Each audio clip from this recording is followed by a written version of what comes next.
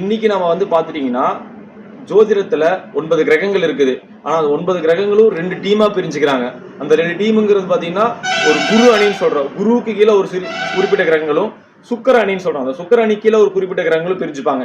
இந்த 2 பேர் 2 டீமா பிரிஞ்சது. எப்பவுமே ஒரு வாழ்க்கையில ஒரு விளையாட்டு விளையாடுறதுக்கு வந்து இரு அணிகள் இருக்கும். அவங்க கூட விளையாடுறதுங்கிறது விளையாட்டு எப்பவுமே. ஆனா அந்தந்த டீம் கூட அந்தந்த கிரகங்கள் வந்து நன்மை செய்யும். அப்போ நீங்க எந்த அணியில உங்க ராசி லக்னம் இருக்குதுங்கிறத முதல்ல நீங்க தெரிஞ்சுக்கணும். அந்த அணிக்கு எந்தெந்த தசா புத்தி வந்து உங்களுக்கு யோகத்தை தரும்னு நீங்க தெரிஞ்சுக்கணும். அது உங்களுக்கு யோக திசையா இருக்குதா அவயோக திசையா இருக்குதாங்கிறது இப்ப நான் இந்த வீடியோ சொல்ல உங்களுக்கு நிறைய விஷயங்கள் நல்லா புரியும், தெளிவா தெரியும். ஸோ இந்த வீடியோ முழுசா ஸ்கிப் பண்ணாம பாருங்க.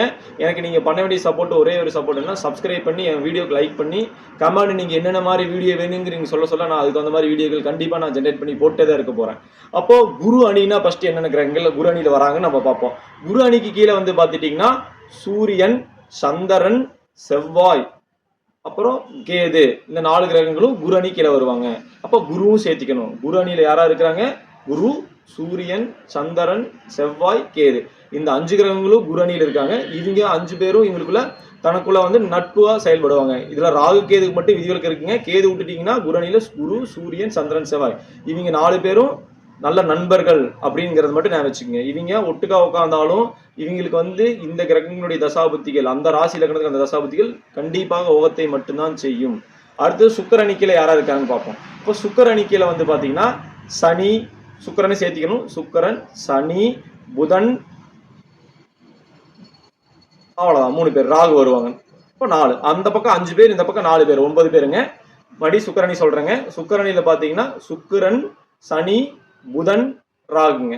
சுக்கிரணியில ராகு சேர்ந்து பாரு, குரு அணியில கேது சேர்ந்து பாருங்க.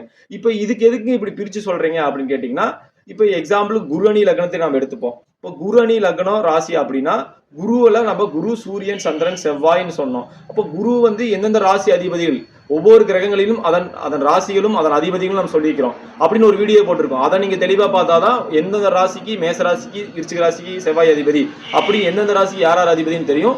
அதை அந்த வீடியோ பார்க்கலாம், இந்த வீடியோட டிஸ்கிரிப்ஷன் லிங்க் கீழே நான் கொடுக்குறேன், அதை தெளிவா பார்த்துட்டு வாங்க. அப்போ குருவோட குரு கிரகத்துக்கு வந்து 2 ராசிகள் வந்து அதிபதியா செயல்படுவாங்க. என்ன ராசிகள்? தனுசு, மீனம். அடுத்து சூரியனுக்கு வந்து ஒரே ஒரு ராசி அதிபதி தான், சிம்ம ராசி. சந்திரனுக்கு வந்து பாத்தீங்கன்னா கடக ராசி. செவ்வாய்க்கு வந்து மேசமும் விருச்சமும். இந்த தனுசு, மீனம், சிம்மம், கடகம், மேசம், விருச்சிகம், இந்த 6 ராசி லக்னக்காரர்களுக்கு வந்து குரு, சூரியன், சந்திரன், செவ்வாய், கேது, இப்படி இந்த குரு அணியில் இருக்கக்கூடிய கிரகங்களின் தசாபுத்தி வந்து நன்மையை செய்யும்.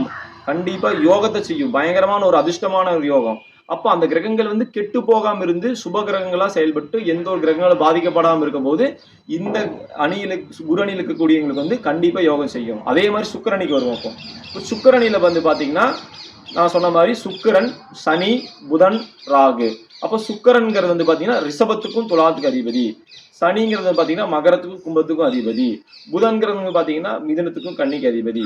இப்போ இந்த 6, அப்ப யாரு? ரிஷபம், துலாம், மகரம், கும்பம், மிதுனம், கன்னி, இந்த 6 ராசி லக்னக்காரங்களுக்கு வந்து சுக்கிர திசை, சனி திசை, புதன் திசை, ராகு திசை முழுமையா யோகத்தை செய்யும். இவ்வளவுதாங்க மேட்ரு. குரு அணிக்கும் சுக்கிர அணிக்கும் இந்த மாதிரி ராசிக்கார லக்னக்காரங்களுக்கு அந்த நான் இப்ப சொன்ன அந்த அணியில் இருக்கக்கூடிய கிரகங்களினுடைய தசாபுத்திகள் நன்மை செய்யும். இப்ப எக்ஸாம்பிளுக்கு குரு அணி லக்னக்காரங்களுக்கு வந்து இப்ப குரு அணி லக்னம் எக்ஸாம்பிள் நான் சொல்றேங்க. மேச லக்னம் தனுசு ராசியில பிறந்திருப்பாங்க. அப்ப ராசியும் வந்து குரு ராசி, லக்னம் செவ்வாய் ராசி. இந்த குருவும் செவ்வாய் எந்த அணியில வராங்க? குரு அணியில வராங்க. எப்படிங்க? குருவும் செவ்வாய் குரு அணியில வராங்க. அவங்களுக்கு வந்து பாத்தீங்கன்னா எக்ஸாம்பிளுக்கு சொல்றேன் பாருங்களேன். இப்போ வந்து பாத்தீங்கன்னா மேச ராசி, தனுசு ராசி சொன்னேன். தனுசு ராசிக்கார 3 நட்சத்திரத்துல பிறந்திருப்பாங்க. 3 நட்சத்திரத்துல பிறந்தவங்க பார்த்தீங்கன்னா கேது திசையில பிறந்திருப்பாங்க. அப்ப கேது திசை உரங்களா இருக்கும். அடுத்து வரக்கூடிய சுக்கிர திசையெல்லாம் சுக்கிர அணியில போயிடும். அப்ப அந்த சுக்கிர திசை யோகத்தை செய்யாது. கேது போல சுக்கிரன் வேலை செய்யாது. அப்ப அவங்களுக்கு வந்து என்னென்ன திசை வரக்கூடாது? குரு அணியில வரவங்களுக்கு சுக்கிர திசை, சனி திசை, புதன் திசை, ராகு திசை வந்து நன்மையை செய்யாது, தீமையை தான் செய்யும். இன்னொரு எக்ஸாம்பிள் சுக்கிர அணிக்கு சொல்லுவோம். சுக்கிர அணிக்கு பாத்தீங்கன்னா வச்சுங்களேன், என்னென்ன கிரகங்கள் நன்மை செய்யும் நம்ம பேசியிருக்கும் போது சுக்கிரன், சனி, புதன், ராகுன்னு நம்ம சொன்னோம். அப்போ எக்ஸாம்பிள் நான் சொல்றேங்க. கன்னி ராசி எடுத்துக்கோங்க, மிதுன லக்னத்தை எடுத்துக்கோங்க. அப்போ கன்னி, மிதுனம், இது 2 பேர் புதனுடைய அதிபதி. அப்போ இவங்க என்ன அணியில் இருக்கிறாங்க? சுக்கிரன் அணியில் இருக்கிறாங்க. இவங்களுக்கு வந்து பாத்தீங்கன்னா சூரியன், சந்திரன், செவ்வாய், குரு, கேது, இந்த மாதிரி குரு அணியில் இருக்கக்கூடிய இந்த கிரகங்களின் தசாபுத்தி நன்மையை செய்யாது.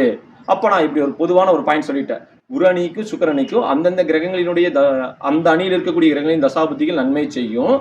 குரு அணியில் இருக்கிறவங்களுக்கு வந்து சுக்கிர அணியில் இருக்கக்கூடிய கிரகங்களின் தசாபுத்தி நன்மை செய்யாது.